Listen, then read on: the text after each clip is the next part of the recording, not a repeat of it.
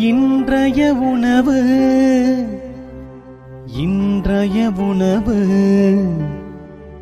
இன்றைய உணவு.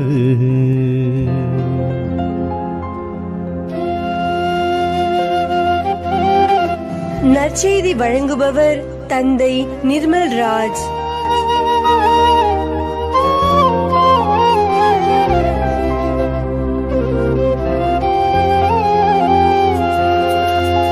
இறையேசுவில் பிரியமுள்ள சகோதர சகோதரிகளே, இன்றைக்கு திருத்தூதர்களான பிலிப்பு, யாக்கோபு ஆகிய இருவரின் திருவிழாவை நாம் கொண்டாடுகின்றோம். பிலிப்பை குறித்து நாம் பார்க்கிற பொழுது அவர் கிபி 80 வாழ்ந்தவராக இருக்கிறார். பெத்சாயிதா என்கின்ற ஊரிலே அவர் பிறந்தார். அவர் மணமுடித்தவர். அவருக்கு பிள்ளைகள் எல்லாம் இருந்தன. இயேசுவால் இவர் அழைக்கப்பட்டார். அன்பிற்குரியவர்களை, அழைக்கப்பட்ட இவர் தன்னை போல அடுத்தவர்களும் அழைக்கப்பட வேண்டும் என்று சொல்லி இயேசுவை நிறைய பேருக்கு அறிமுகப்படுத்தி வைத்தவராகவே இருக்கிறார். நாம் பார்க்கிறோம், இவர் நத்தனியேலை இயேசுவினிடத்தில் அறிமுகப்படுத்தி வைக்கிறார். புற இனத்தாரை ஆண்டவர் இயேசுவினிடத்தில் அறிமுகப்படுத்தி வைக்கிறார். இயேசுவினிடத்திலேயே தந்தையை எங்களுக்கு அறிமுகப்படுத்தும், அது போதும் என்கின்ற ஒரு குறிக்கோளையும் வைக்கிறார். அன்பானவர்களே, இது மிக முக்கியமான ஒரு பணி. ஆண்டவர் இயேசுவும் தந்தை கடவுளும் தூய ஆவியாரும் மூவரும் இணைந்தே செயல்பட்டார்கள். இயேசு இறைமகனாய் வாழ்ந்த பொழுது தனக்குள்ளாய் தந்தை இருந்ததைத்தான் மக்கள் ஏற்றுக்கொள்ள மறுத்தார்கள்.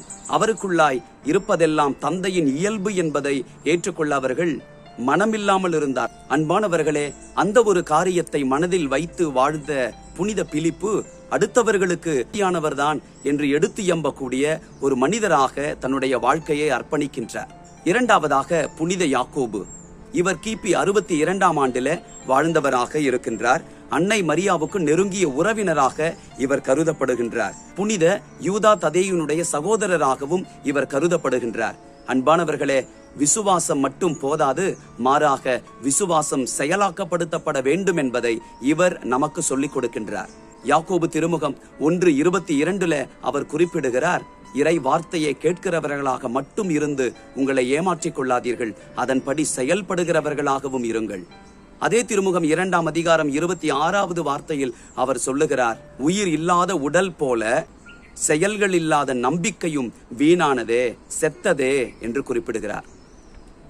எங்கள் அன்பான ஆண்டவரே, திருத்தூதர் பிலிப்பை போல உம்மை நாங்கள் இந்த உலகத்திற்கு அறிமுகப்படுத்துகிறவர்களாக இருக்கச் செய்தருளும். நாங்கள் அறிந்து கொண்ட உம்மை அடுத்தவர்களும் அறிந்து கொள்ள எங்கள் வாழ்வை அர்ப்பணிக்க எங்களுக்கு ஆற்றலை தாரும். புனித யாக்கோபுவை போல வார்த்தையை கேட்கிறவர்களாக மட்டுமல்ல, நம்பிக்கையை மனதில் வைத்திருக்கிறவர்களாக மட்டுமல்ல, நம்பிக்கையை செயலாக்கப்படுத்த எங்களுக்கு ஆற்றலையும் மன உறுதியையும் கொடுப்பீராக. இயேசுவின் நாமத்தில் ஜெபிக்கின்றோம் தந்தையே, ஆமென். God bless you.